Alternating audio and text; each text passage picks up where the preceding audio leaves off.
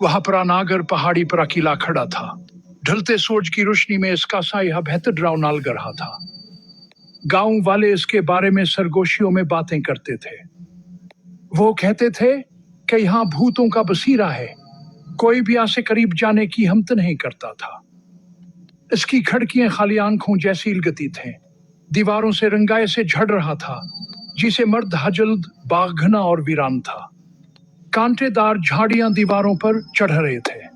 घर के गिर्द फजा भारी थी, ऐसा लगता था जैसे आपके सीने पर कोई उज़न हो। अहमदा एक जवान आदमी था। वह अपनी बहादुरी के लिए जाना जाता था, या शायद यहाँ इसकी हिमाकत थी। इसके दोस्तों ने इसे इस खौफनाक घर में रात गुजारने का चैलेंज दिया। उन्होंने इसे पीसे देने की पेशकश की। जब वहां चकचाया तो वाहन से और इसे डरपोक का अहमदा ने गलत साबित करना चाहता था। वह पैसे चाहता था, लेकिन डरपोक ने कहलाना चाहता था। वहां सहमत के लिए राजी हूं। जैसे अहमद पहाड़ी पर चढ़ने लगा, इसका एतमाद डिगमगाने लगा। उसके दोस्तों की हिंसिया के पीछे मुधम होती गई। ढलते सूरज ने लंबे साए बना दिए। साए इस तक पहुंचने लगे जैसे अंगलियां उसे पकड़ने की कोशिश कर रही हूं। इसने फजा में ठंड का महसूस की। ये सिर्फ शाम की हवा नहीं थी। खौफा एक सरदहा था जब उसके दिल के गिर्द बंद होता जा रहा था, लेकिन वह चलता रहा। उसे उन्हें गलत साबित करना था, उसे बहादुर बनना। पुराना दरवाजा खुला। खामोशी में आवाज गूंज उठी। फजा में धौल भर गई। इसमें मोतावर सरांद की बू आ रही थी। अहमद अंदर दाखिला हुआ। दरवाजा उसके पीछे जोर से बंद हो गया। वह चौंक गया। इसका दिल जोर जोर से धड़कने लगा। वह अंधेरे में डूब गया था। इसने टुटुलते हुए अपनी टार्च तलाशी की। रोशनी की किरणें उसके हाथ में कान पर रही थी। इसने एक सरगोशी सुनी। वह घूमा, कोनों में रोशनी डालते हुए, लेकिन वहां कुछ भी नहीं था। डायरी। अहमद ने घर की खोज की। हर कमरा खाक आलूदा और खाली था। फर्नीचर सफेद चाट में लिपटा हुआ था, जैसे खुद भूत हो। एक कमरे में इसे एक मेज मिली। ऊपर एक पुरानी डायरी खुली पड़ी थी। इसने इसे उठा लिया। सफहात खुशथावर पेले हो चुके थे। स्याही धम हो चुकी थी। वह पढ़ने लगा। डायरिया एक औरत की थी जो कई साल पहले इस घर में रहती थी। उसने अजीब व गरीब आवाजों और सर्दम कामात के बारे में लिखा। इसने साए में चीजें देखने के बारे में लिखा। अंधेरे में एक मौजूदगी। अहमद पढ़ता रहा। इसका दिल ठंडा होता जा रहा था। औरत ने देखने का एहसास बयान किया। घर में छुपे हुए किसी तारीका और शैतानी चीज के बारे में अहमद ने भी महसूस किया। एक मौजूदगी वहां की लाने था। इसने दोबारा सरगोशी सुनी।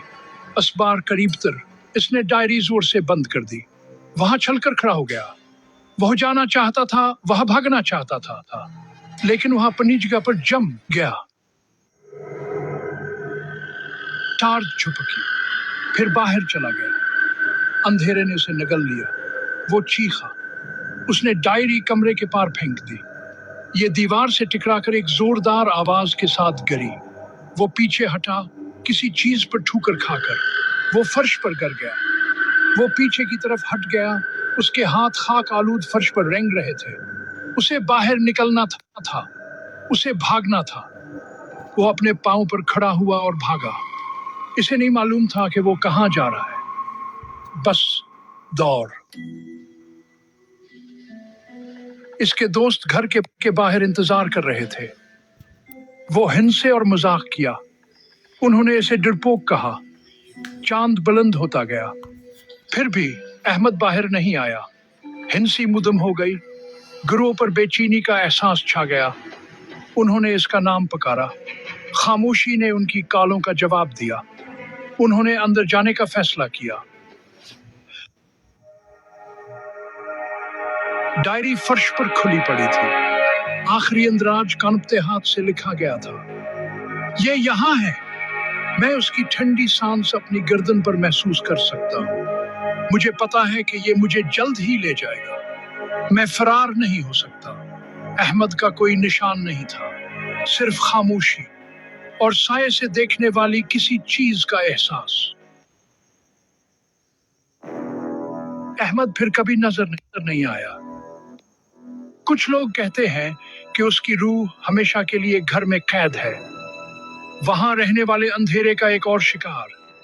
घर अब भी खड़ा है, इन लोगों के लिए इंतजार करने वाले खौफ का सबूत जो दाखिल होने की हिम्मत करते हैं। गांव वाले इससे बचते हैं, वो सच जानते हैं, पहाड़ी पर मौजूद घर वाकई खौफनाक है।